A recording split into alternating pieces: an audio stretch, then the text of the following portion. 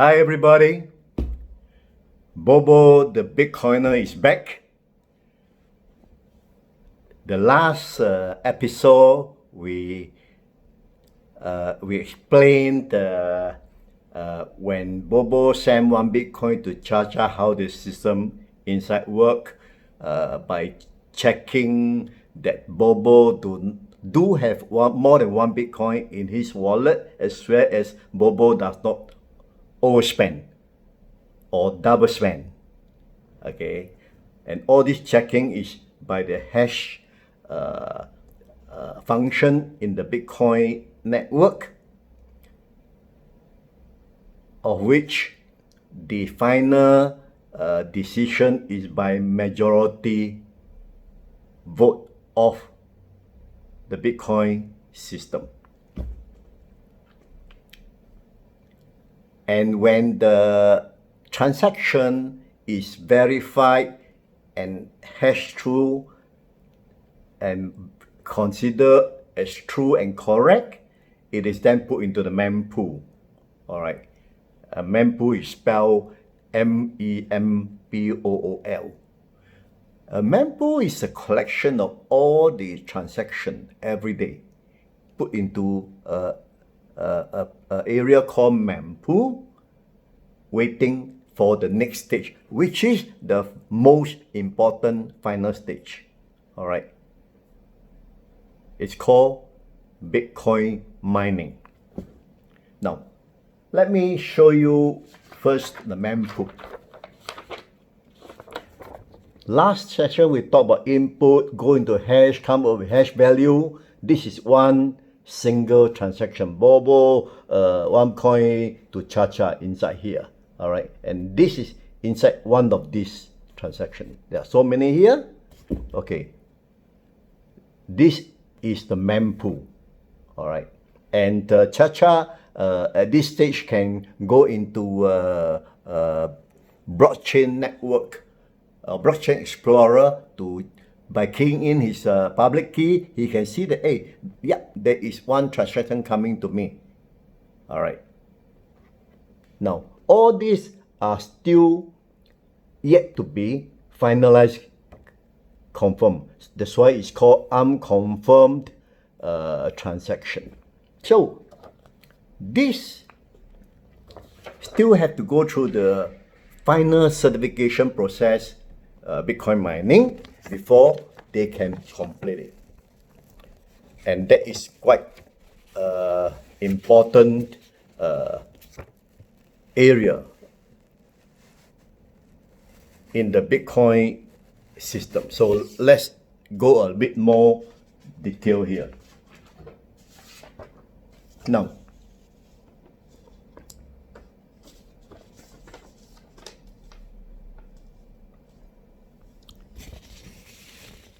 in the computer network, the normal computer network that we are used to today, all the computers are connected to the central system, all right? But the problem is, a central server can be hacked, all right? Even they are distributed over a few centralized server, it still can be hacked, as we know today. And Bitcoin solved this problem. The keyword is trust. More accurately, no need to trust anybody.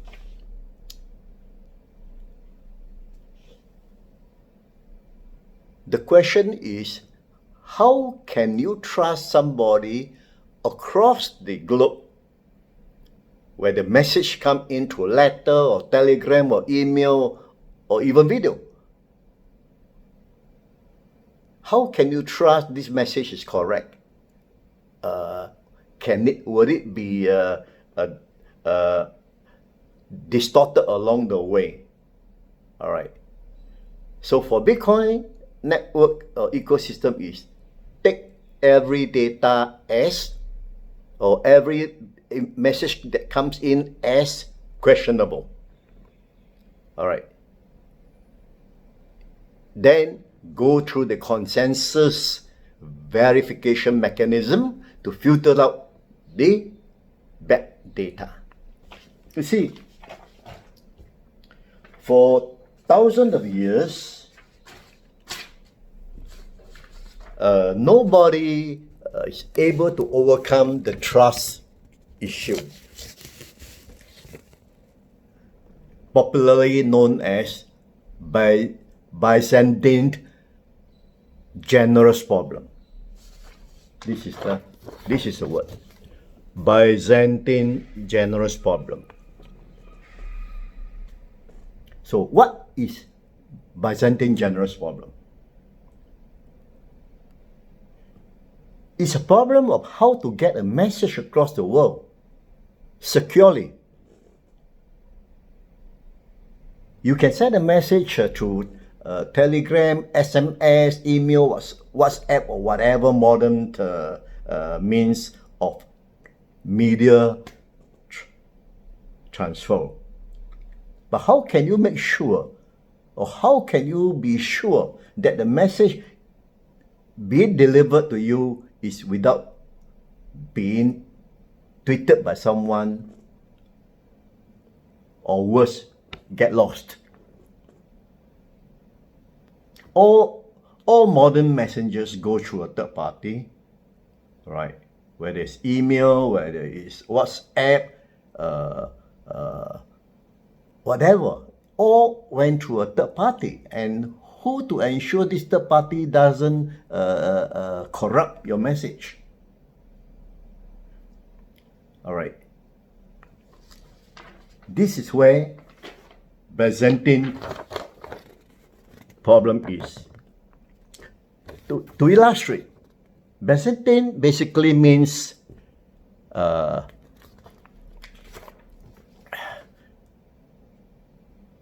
the battalions of soldiers wanted to conquer a city. They all want to conquer a city, and each battalion has a general.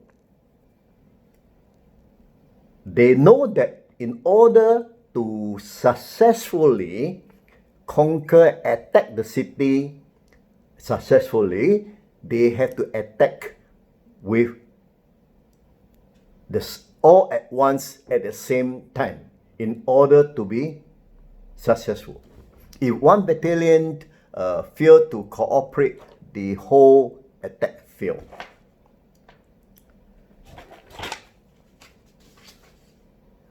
The problem is how to get a message to all the generals to attack at the same time. Every battalion can be a few kilometers away, separated by sea, land, hills and forest. And there are so many possibility of message not getting through. For example, the general send the message to the General 1 send message to General 2 and say, the message say, we shall attack tomorrow morning at 8 a.m. Please confirm by return. Now, how can he ensure the messenger that he sent is not killed along the way or caught by the enemy, the city people? If that happened, the message did not get through, the plan failed. Even if General 1 get a message successfully, General 2 get a message successfully, General 2 still have to send back the message and say, okay, I got your message, and we will attack tomorrow morning at 8 a.m. Now,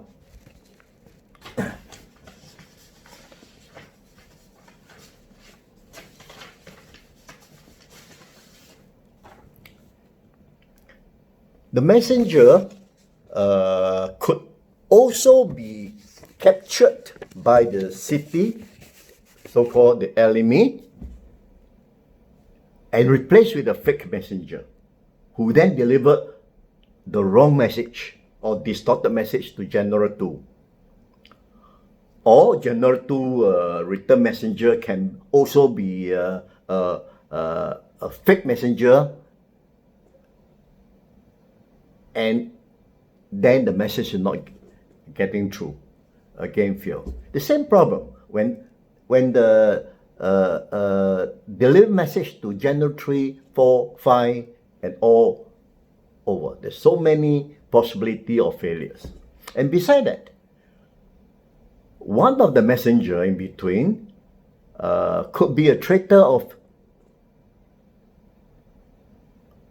the army, of the general, in favor of the city, who will then give a wrong message or distort the message. Again, the plan failed. Just one single message not properly delivered and confirmed return throughout the whole process, throughout the whole army. All right. As this example showed, everybody have to coordinate in order to make sure the attack is successful. Any failure, one single failure there, the whole plan is finished. This is something the whole world cannot solve. No. Throughout the human history, this is a universal problem. It was thought not to be solvable at all, much less on the global scale. Well, not until Satoshi Nakamoto resolved it by applying the proof of work process. This proof of work is called Bitcoin mining. It's more detailed explanation required. I'll leave it to the next episode. So today we just finish with more important is how to get the message across without being failed. So until next session, thanks for watching. See you then. Bye bye.